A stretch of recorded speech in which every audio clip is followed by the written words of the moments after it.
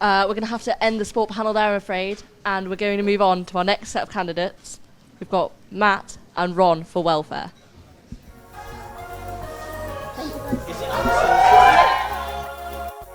The Welfare EO supports the 9 associations within welfare, supporting the minority groups. On the welfare side, the Heads Up, which is the mental health group, and on the diversity, supporting sections, minority groups like EMN and the international section, and LGBT.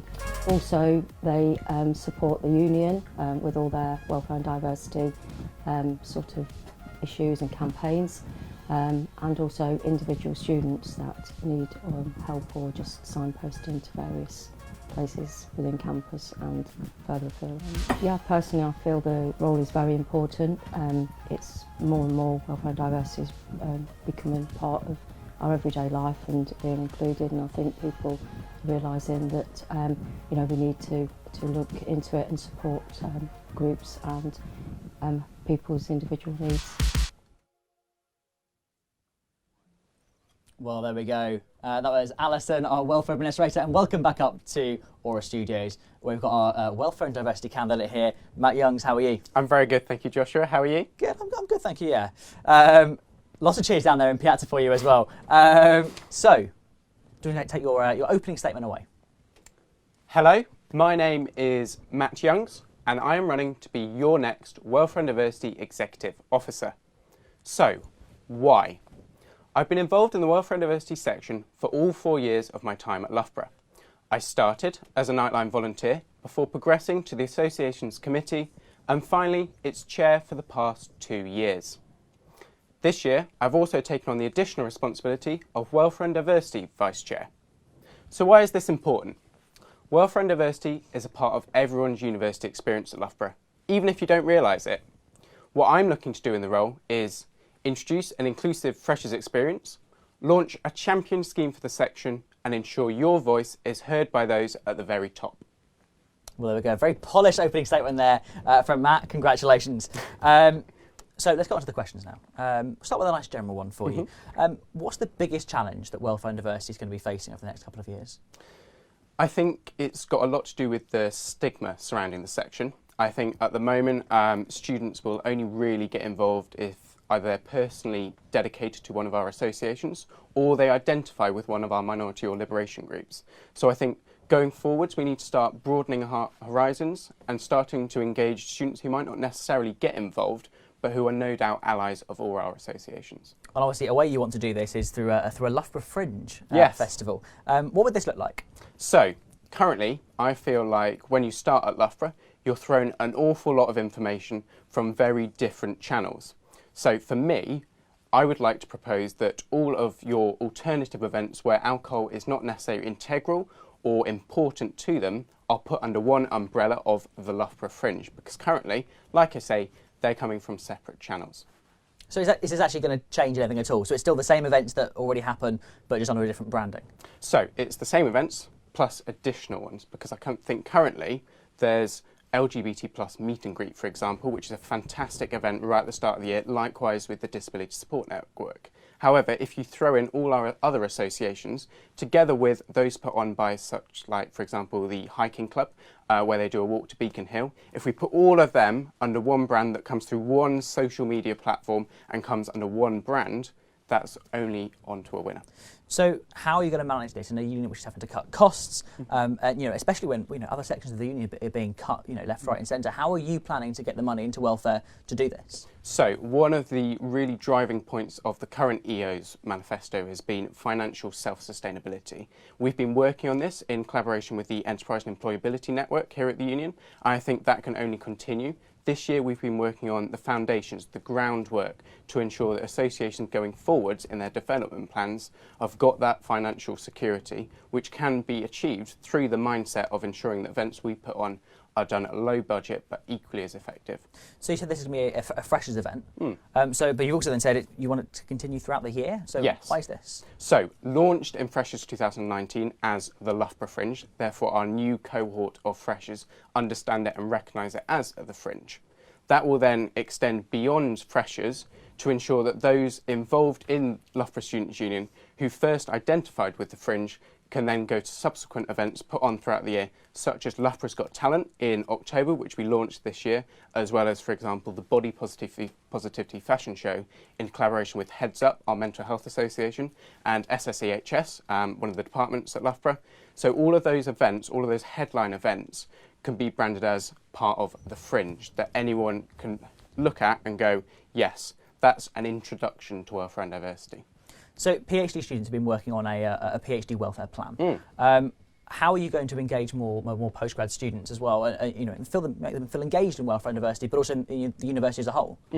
So I think you've got to recognise at this point that welfare and diversity is not just split in two in terms of welfare and diversity, but also the impact that we have on students' lives. We've got the events that we put on that all of our students are welcome to attend, even if they identify or are simply an ally of an association.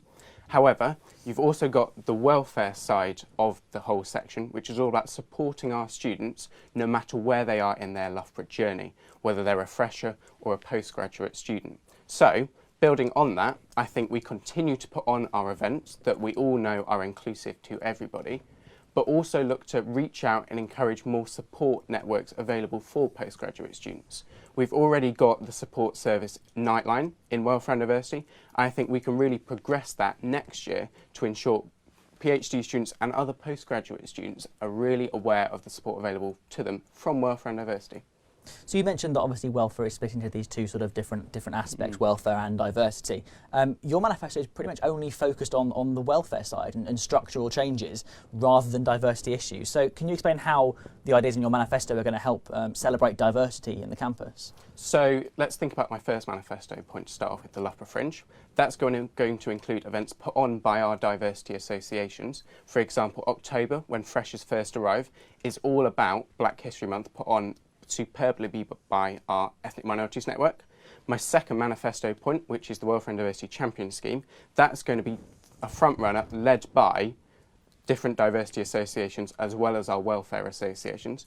And finally, welfare related issues. That includes not only mental health support services, but also equality of opportunity for all, which is what diversity underpins. Well, we're now going to go to our union president downstairs in JECs for a question. Hi. So you've obviously dedicated a large chunk of manifesto to the Loughborough Fringe idea, and while the theory behind it is very good in terms of engaging those students who don't identify with the traditional university experience when they first arrive, with the union obviously going through a lot of changes at the moment and resources being very limited, if you're unable to continue that through freshers or indeed initiate it during freshers, what is your contingency to initially engage those students and continue that engagement if you're unable to continue it? So what's your contingency plan for engaging people, if you can't engage them in freshers? So I think it's important, going back to my first manifesto point, that an example of the Loughborough Fringe does extend beyond freshers. I think one of the benefits and great joys of welfare and diversity is our inclusivity, and that includes inclusivity no matter where you are throughout your year or years at Loughborough. So regardless of whether you're joining us and getting involved at the start of the year during freshers or post-exams in refreshers, really good example is the Refreshers Bazaar that we put on. I think it's really important that we then work on those to ensure that people recognise welfare and diversity as an inclusive section to all, regardless of their identity, but also regardless of where they are in their Loughborough journey. Well, as well as that, you've not really mentioned at all about college and postgrad students, that they're also on the Loughborough journey as well. It's hard to remember that, don't want to forget those, do we? Absolutely. How are you going to help people both in London and across the road in the college? So I think we've got to understand, particularly when it comes to Loughborough London, that is a completely different kettle of fish to how we engage our students at Loughborough. Here, we're very self-sufficient. We've got the Loughborough bubble, which has not yet actually been established in London.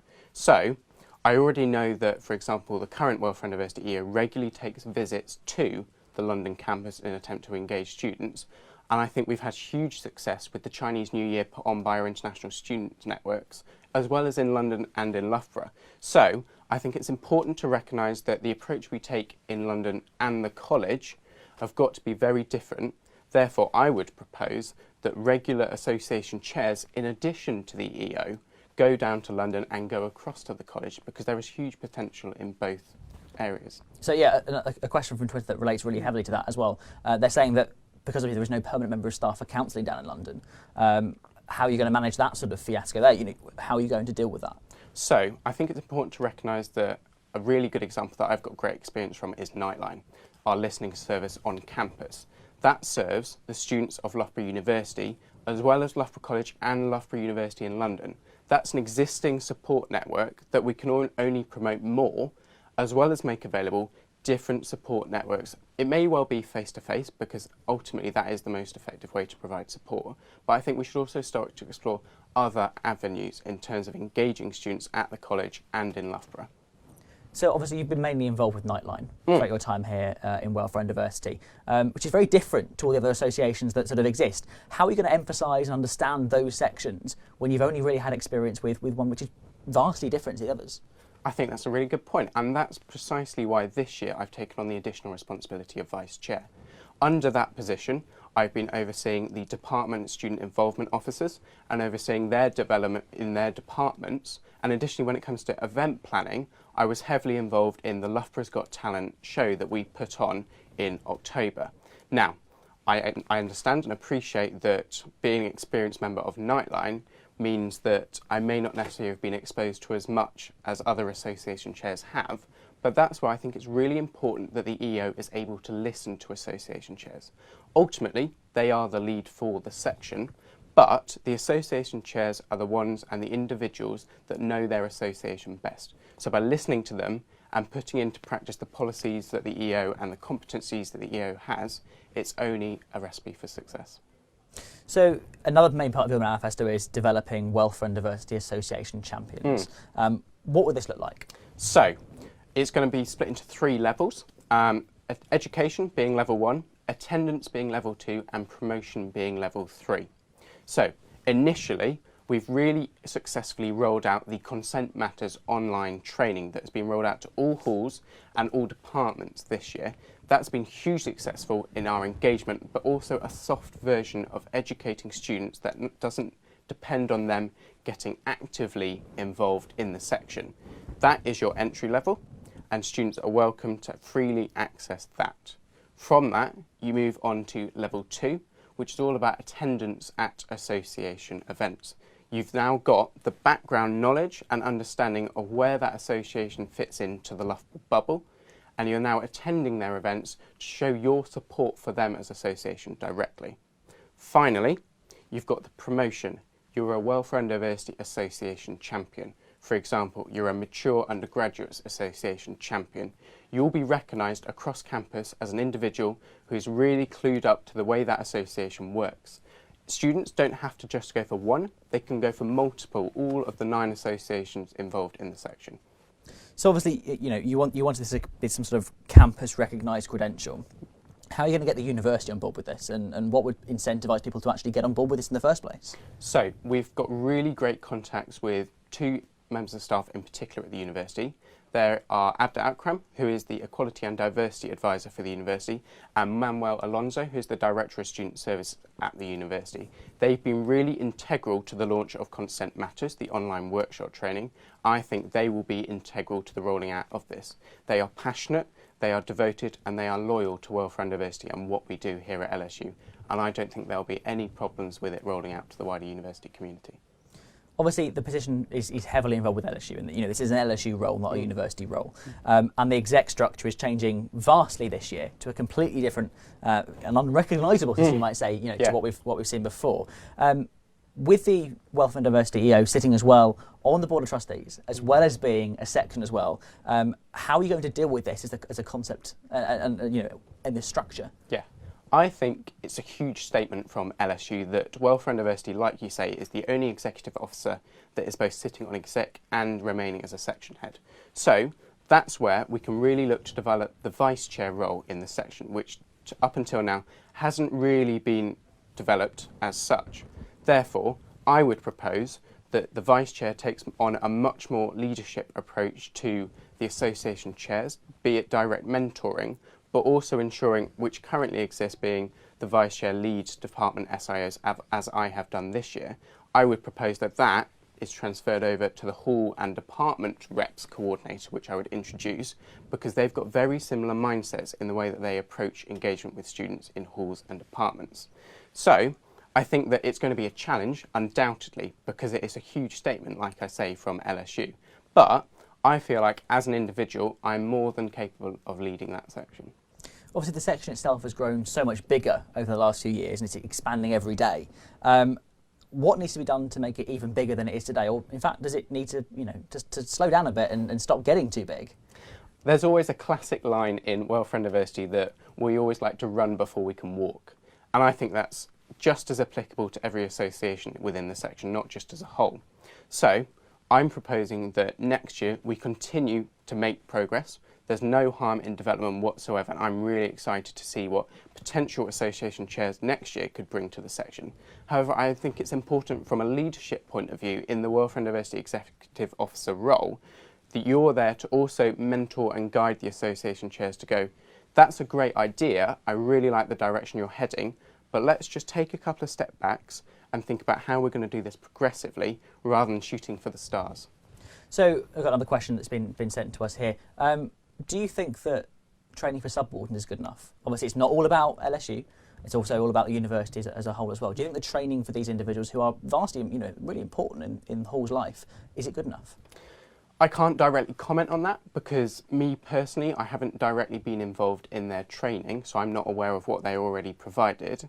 However, like I said, those close contacts we have at the university with Abda and Manuel, I think working in partnership with them, potentially there is a review required there, but like I say, I'm not currently in a position to be able to comment. However, I hope that should I be elected to this position during handover, that is something that is raised. Well, Rahul's now got another question from down in JC's. Rahul. Thanks, Josh. So obviously, with the welfare and diversity role being situated as it is in the restructure, being obviously part of the executive, but also looking after a section as it exists now, you have to be quite aware of what's going on in terms of the zeitgeist of students across the sector. So what do you think the biggest issue facing students in the country is at the moment, and to what degree do you think it's concentrated in Loughborough? So what's the biggest issue facing students across the country at the moment, and and how does it affect students in Loughborough? I think something that is particularly topical at the moment is mental health amongst the student population. And being in Nightline, I've witnessed that firsthand, how it has increased year on year in my 2 years alone as chair. So I think we need to take a really strong stance on the support networks available at Loughborough. There's always the headline surrounding the waiting list at the counselling service, but I think a lot more can be done to raise awareness of other support networks, as well as introduce potential new avenues to explore. Again, I come back to Nightline. It's currently the only out-of-hours Loughborough-tailored student support service. I think there we need to work on an alternative avenue that could be approached, because whilst Nightline does a fantastic job, it can't be expected to pick up everything from the day team that currently leads at the university. So, one major issue which is increasing every day, unfortunately, at the moment, is sexual violence and sexual assault on nights out is obviously very common, not just here in Loughborough, but across the country. What do you plan to do to tackle this growing issue? So, this year we've introduced the CASH Association, which stands for Consent and Sexual Health. That's been led by Hannah, our CASH coordinator, and she's done a really fantastic job in raising awareness of the Ask for Angela scheme, which has been recently introduced at the union. This is something all union staff working on nights out, as well as during the day, are really aware of and really reactive to. I think we continue to push that because currently the awareness is there amongst the union staff, but not necessarily amongst the student population who may wish to use it. And finally, we're going to run this one. You'll be the first white male to take up this position of Welfare Rio. How will you better represent the entirety of the student body and be able to emphasise with everyone across campus? So I think the answer to this is twofold. I think it undoubtedly brings with it challenges. However, I believe the role of Welfare and Diversity Executive Officer is not defined by an individual, but an individual's competencies. Yes, I may not identify with a diverse range of associations within the section. However, I believe that the skill set I have is more than enough to really lead this section next year.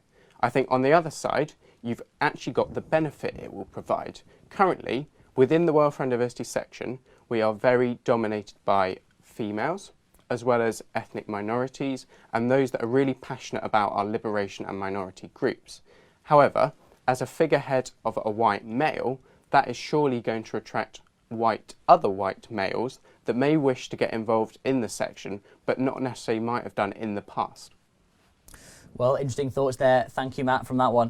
Do you want to give it, finally, congratulations, you finished your interview. Would you like to give us your final closing statement? Thank you. So, that's me.